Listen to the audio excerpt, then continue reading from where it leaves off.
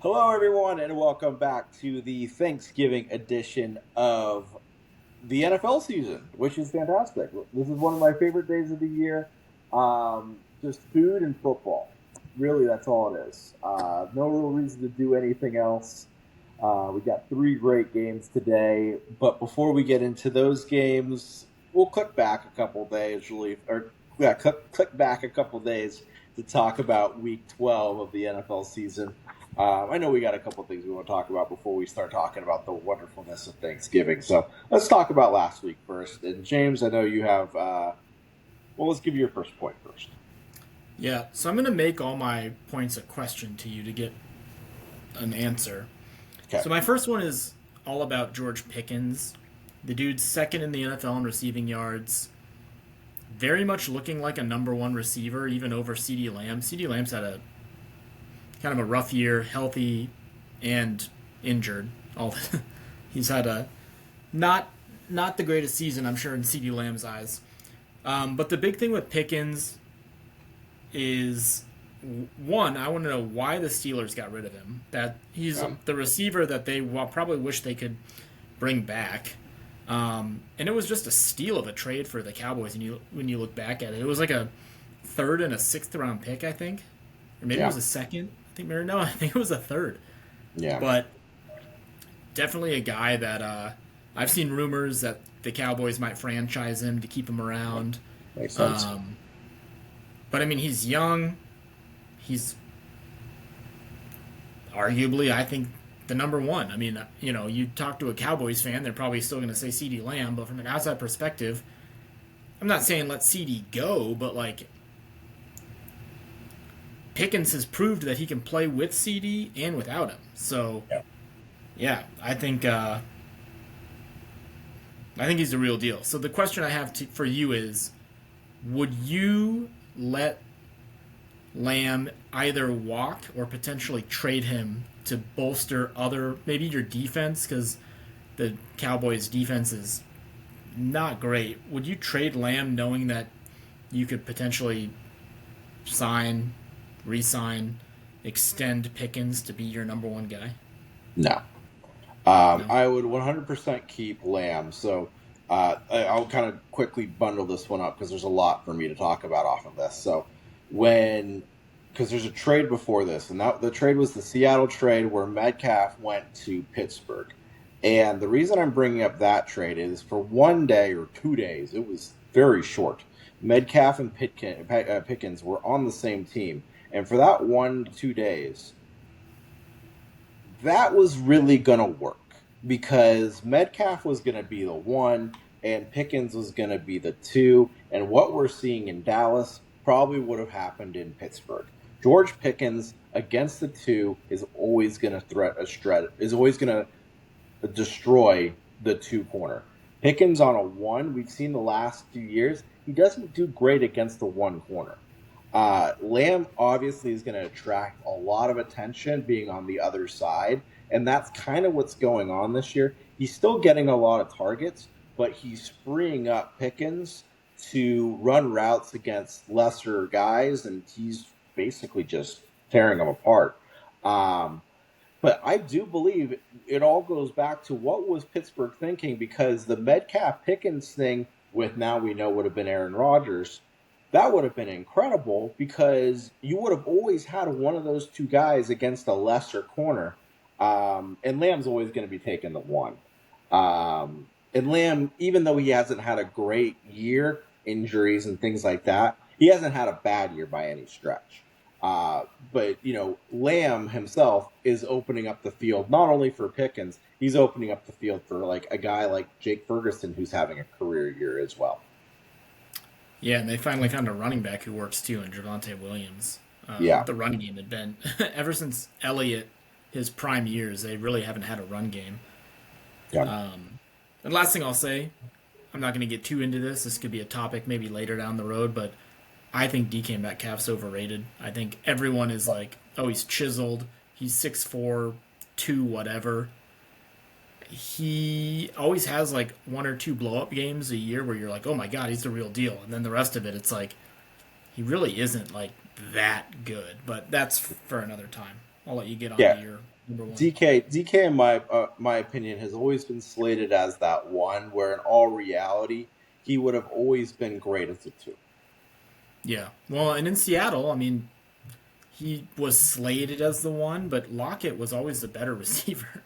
Correct. And like now that they have JSN, they knew what they had in JSN. They were like, we just don't need Metcalf. So Yeah. yeah. So my first comments can be really, really fast, and it's actually just a prediction really fast. This Rams team is really good. Kind of flew a little bit under the radar here, but I'm just going to make a prediction here on Thanksgiving. I think the Rams are winning the Super Bowl. That's all I'm going to say. That's my number one point. I've kind of moved my thing and moved my chips. That defense is really good. Matt Stafford is playing really well for a 36-year-old. Devontae Adams looks young.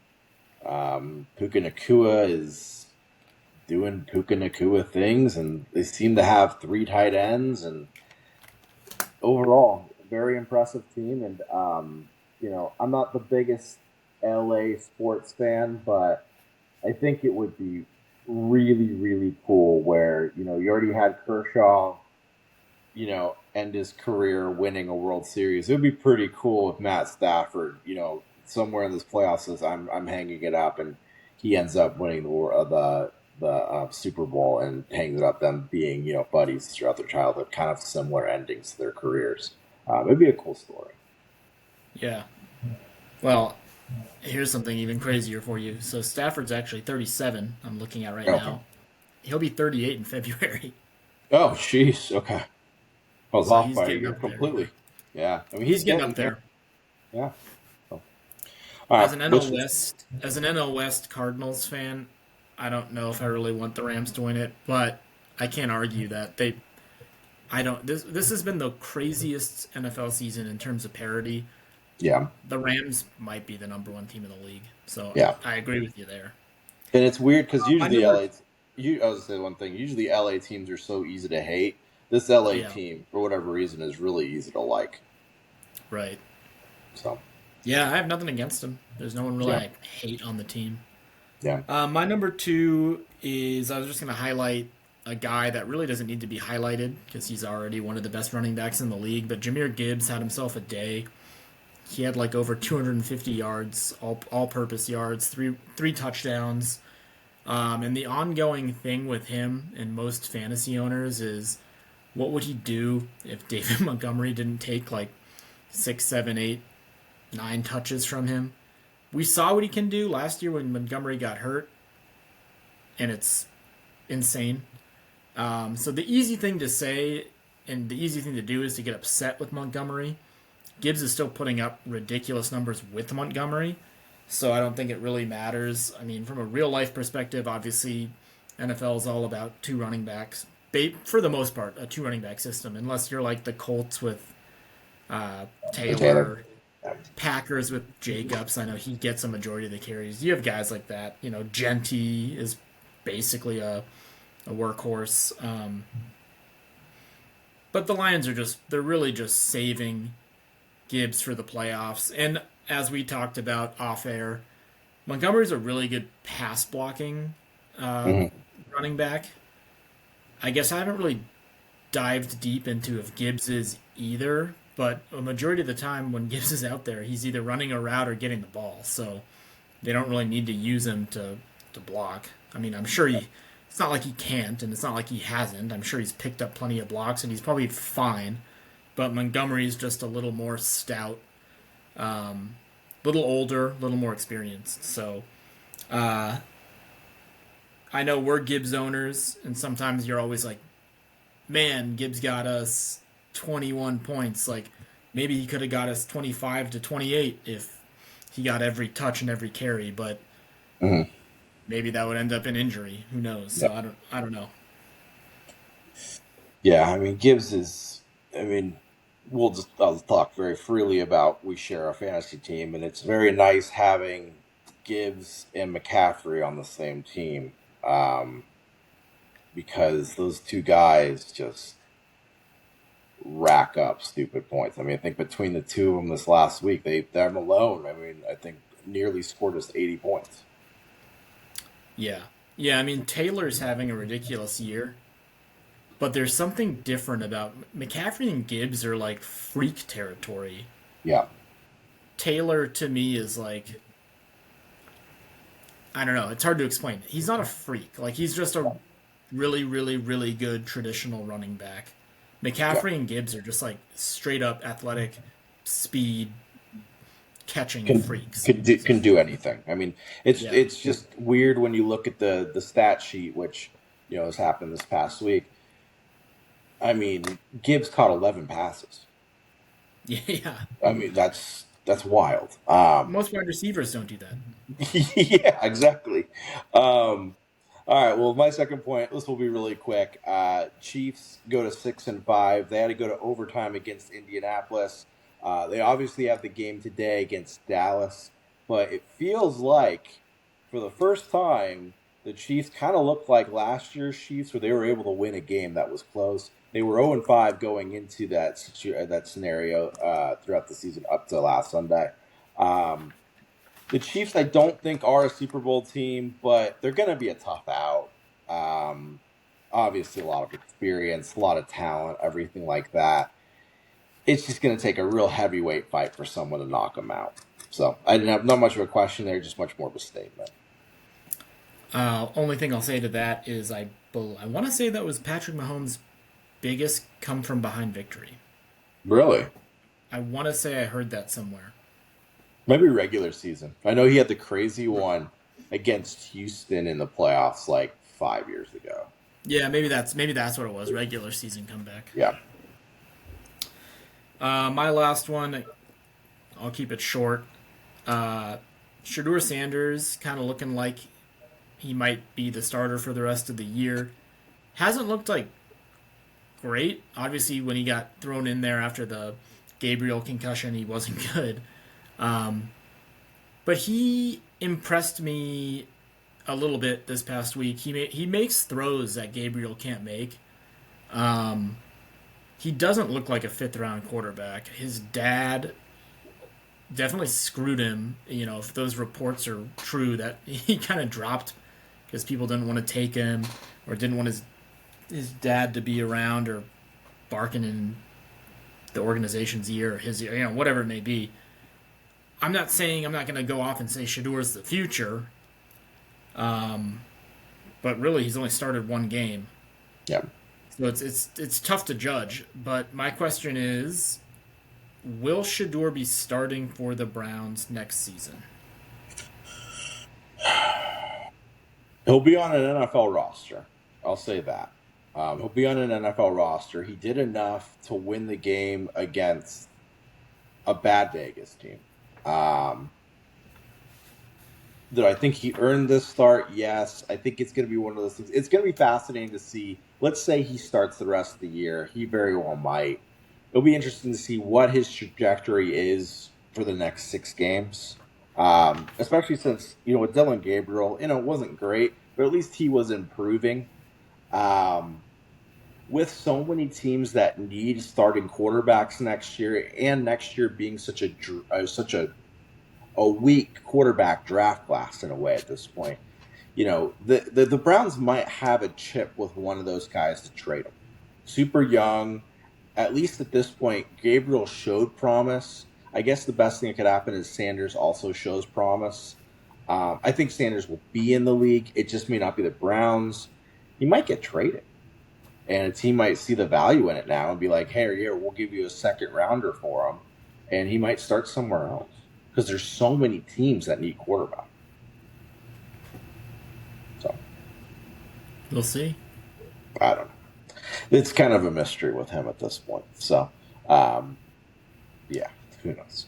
My last point is just want to say happy Thanksgiving to everyone and to you, James. Is Thanksgiving the best sports holiday?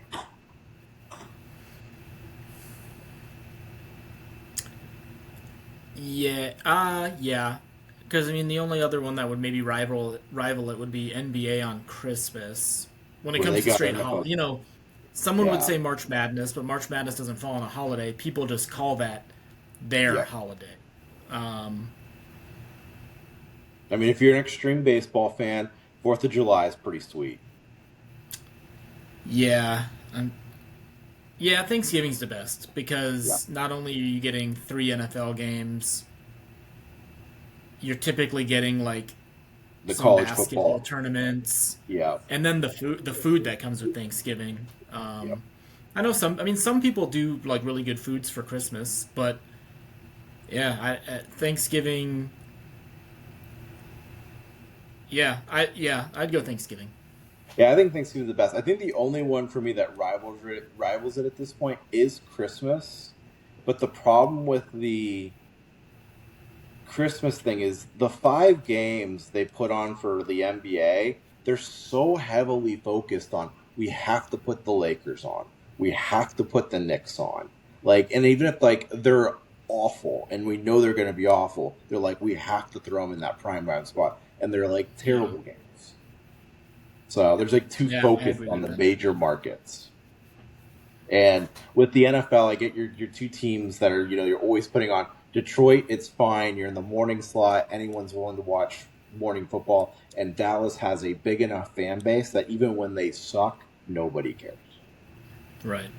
So, but all right. Well, let's get into some of these games that are getting played today. And I have to say, compared to years past, I will say this: these 3 games are actually really good because there's playoff implications everywhere.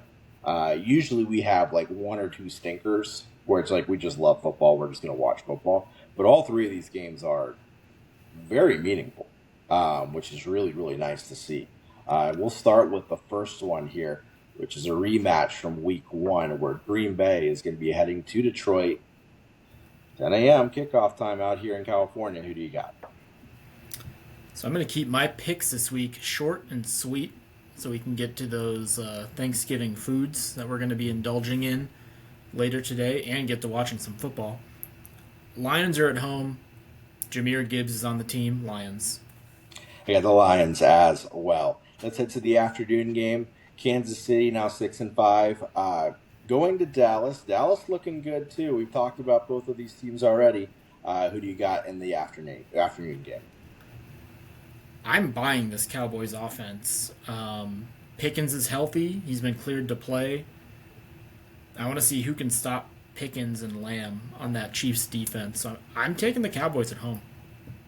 I'm actually taking Kansas City, but I think there's going to be a lot of scoring. So this could be like a 40-37 game, and I wouldn't be surprised. Expect a lot of points, but Kansas City comes out and wins it in the end. Cincinnati, the word on Joe Burrow continues to improve, and he's heading to Baltimore to take on Lamar Jackson. Baltimore on a 5-game winning streak now, I believe, if I have that right. Who do you got here? Yeah, I think this is quick for Joe Burrow to come back from that injury he sustained. No T. Higgins. That obviously doesn't help because the defense can key in on Jamar Chase. I'm taking the Ravens. I need to see a game and see how Burrow looks. Also, that Cincinnati defense is as bad as it gets. I'm going to take Baltimore in that one. Let's head over to Friday. Black Friday on Amazon. Expect a lot of deals to be popping up on your screen. Chicago heading to Philadelphia. Both of these teams are leading your division. Could be a very fun one.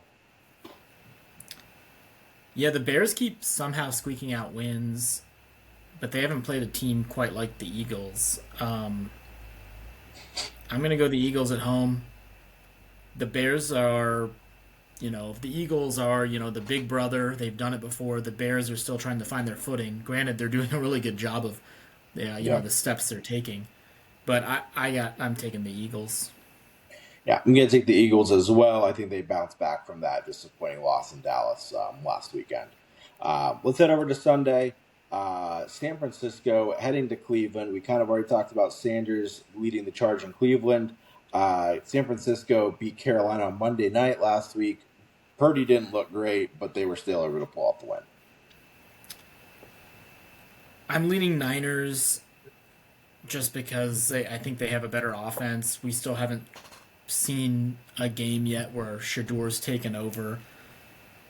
The Cleveland has a really, really, really, really good defense, but I think that, like we talked about with Gibbs and McCaffrey, McCaffrey's a different type of a player, so he's just going to continue chugging along and having a really, really, really good season. So I'm taking 49ers on the road. Yeah, taking the Niners as well here. I expect it to be a bad, it's going to be a defensive dominated game. I actually just looked at the over underline. I don't think I've seen an over underline this low in a while. It's at 37. So Vegas also expecting not a lot of scoring in that one either. Um, Jacksonville hitting to Tennessee. Jags. I think the Jags are just a better team. Tennessee, they just don't know how to win football games right now. So Jacksonville. Yeah, I agree with that. Tennessee's really bad. I'll take the Jacksonville. Houston heading to Indianapolis. I'm buying the Texans defense. We might be seeing Stroud coming back, and the offense, well, that's not great. Uh, they're formidable, and Stroud you would think would only make them better. Yeah, that choke job the Colts had against Kansas City didn't provide me with a lot of confidence, so I'm buying this ridiculously good Texans defense, and I'm taking the Texans on the road in what should be a good divisional match. Yeah, this one kind of stumped me a little bit because everything you said, I kind of feel the same way. Houston's been a little bit bipolar. They have weeks where they look great. They have weeks where they look not very good at all. Indianapolis at least still has a little bit more consistency. They might have been exposed last week. Granted, it is in Indianapolis. I'm gonna take the Colts. I'm not buying a lot of Daniel Jones stock at this point, though. I feel like some things are going to get exposed, and this Indy team still will make the playoffs, in my opinion. I still feel good about them winning the division, but this could be a one and done situation in Indy. Here, I will take them against Houston, but I don't have a lot of confidence in doing so. Um, New Orleans heading to Miami. Miami, a team that we kind of said was dead and gone about a month ago, has rattled off quite a few wins and actually looks better after they fired their GM, coming off a bye and taking on a not very good New Orleans team. If you are a Kansas Jayhawk fan, you might want to tune into this game. It's looking like Kamara's going to be out. Devin Neal might be the Kansas Jayhawk legend. Devin Neal might be taking over the reins as the running back one. Unfortunately, he's not a bell cow, and he's not going to do enough to win the game on his own. I'm taking the Dolphins. Yeah, I'm going to take the Dolphins as well, coming in rested. I think they win this one. Atlanta, Kirk Cousins was able to pull out the win last week in New Orleans. He now heads up to New York to take on the Jets. Two The teams. I Jets mean, are just. yeah, yeah. I was going to say two What's that? teams that kind of seasons have not gone as planned. Right, yeah. Yeah, this is a hard game to pick because both teams are just so bad. Um, No Drake London either. yeah, that doesn't help. The Jets just always find ways to lose. They're not a good franchise. Their offense looks better with Tyrod Taylor, Mm. but they're the Jets. They'll find a way to lose. So I'm just going to take the Falcons in just a really bad game. Yeah, so my gut told me to take Atlanta, therefore I circled the Jets. So I have the Jets because all signs say Atlanta wins that game after last week. So the NFL makes no sense. I'll take the Yeah, Jets. there, yeah. Yeah. Arizona heading back to Tampa Bay. Tampa Bay still pretty hurt, but at least getting their running back, Bucky Irving, back. They avoided a scare, it looks like, with, oh my God, uh, Baker. Baker. Jesus. That was a brain fart. Um, I have Tampa Bay. Who do you have? Arizona kind of sucks. They do, but I don't know why. This just seems like one of those games where Cardinals fans have been like, all right, you know what? This has been a season from hell. Let's just lose out and get the best pick we can. But things don't ever go the Cardinals' way, it seems. So it's like finally you want the team to lose, and they're gonna somehow win this game because Baker gets re-injured or something weird, or Marvin Harrison supposedly might come back. I saw he's questionable now, could return. Benson, I don't know if he's gonna play or not this week, but I know he got his 21-day window opened last week. I don't know. This just screams a game that the Cardinals go on the road, and you're like, okay, so you lose at home to Tennessee and blow a huge lead, and you lose in other just crazy ways, but Right. then you win this game on the road. Like you said earlier, it's the NFL. Who knows? So I'm taking the Cardinals. Yeah, I mean it's a weird line. Vegas right now has it set at Tampa Bay favored by 3.5. That just doesn't make any sense. I mean, And it's Brissett's been good. yeah. Um, we'll stay out in that division. Actually, both those divisions. Rams heading to Carolina. I'm taking the Rams because I think they're the best team in football, but this also screams like West Coast to East Coast, and typically those West Coast teams always look really sluggish. Mhm. Um, but I can't not pick the Rams. Bryce Young sucks. Yeah, that's what I was about to say. Is I'll take the Rams. I'll be surprised if Bryce Young throws for over 100 yards against this Ram defense. It actually may not happen. So here's a fun fact for you.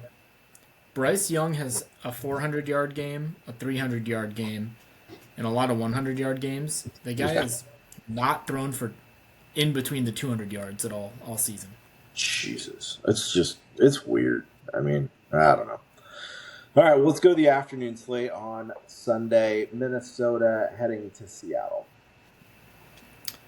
Seahawks at home, not even a Yeah, question. If they're gonna run JJ McCarthy out there, I know he's might not play. I know that Brosmer kid might play, which I know McCarthy's bad, but if you're backing up JJ McCarthy, you also must be kind of bad. Maybe, I don't know. We'll see. But I can't pick the Vikings, so I'm taking Seahawks at home. yeah. That may be a discussion for next week. Was the JJ McCarthy pick one of the worst of all time because it's getting close. Through 6 games, there's been this tweet that's been circling around and videos circling around that through 6 games he has worse stats than uh, Jamarcus Russell, which is rough. JSN could be one of the best picks of all time for the Seahawks. Yes, yes. So I got Seattle. Buffalo heading to Pittsburgh. This could be a fun one as well. I'm not quite sure what's going on with Aaron Rodgers. I forgot to look and see if he's going to be playing or not this week. I know he hurt his non-throwing hand, I want to say. Mm-hmm. Yep. Regardless if he plays, I'm still picking the Bills. I think the potential with Josh Allen and James Cook is just always there. Maybe Kincaid plays. I know he's missed practice earlier this week. Not looking great, but Josh Allen will do everything he can to win like he typically always does with no one other than James Cook. I'll take the Bills as well. Vegas taking on the Chargers. Chargers at home. One thing we thought about talking about but didn't. It's really not that big of a deal, honestly. But now I'm blanking. Offensive coordinator for Chip Kelly got fired for the Raiders, Yep. so it'll be interesting Yep. to see that who fills in and if the Raiders' offense can maybe look a tiny bit better. Even if they do, I just still think the Chargers win that game. Not the greatest two prime time games here on Sunday and Monday night, so this might be kind of quick. Sunday night football, Denver heading to Washington. I'm gonna have Denver. Denver. Yeah, and then Monday night football, the Giants, who are just hurt everywhere, taking on a good New England team. New England, Yeah, especially which because they're at home. that will be fun to watch on the Manning cast because Eli will be probably talking about the 2 times they beat New England. That's true. They could have Tom Brady on the Manning cast, and that wouldn't surprise me. So that could be the ideal way of watching that game. So, Yeah. but as you guys all know, it is Thanksgiving, so we got to talk some food as our top 5 before we jump on into it. James, you want to start us off? What is your number 5 food in on Thanksgiving? My number 5 is You always have to have a little dessert at the end of the night. My favorite is pumpkin pie. Cool. We're matching. I got number 5, pumpkin pie. We're doing good. Number 4, I threw turkey down. I know a lot of people think turkey's overrated.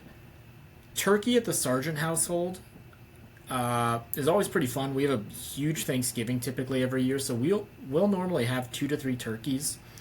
One is always deep fried by my dad, which is always really good.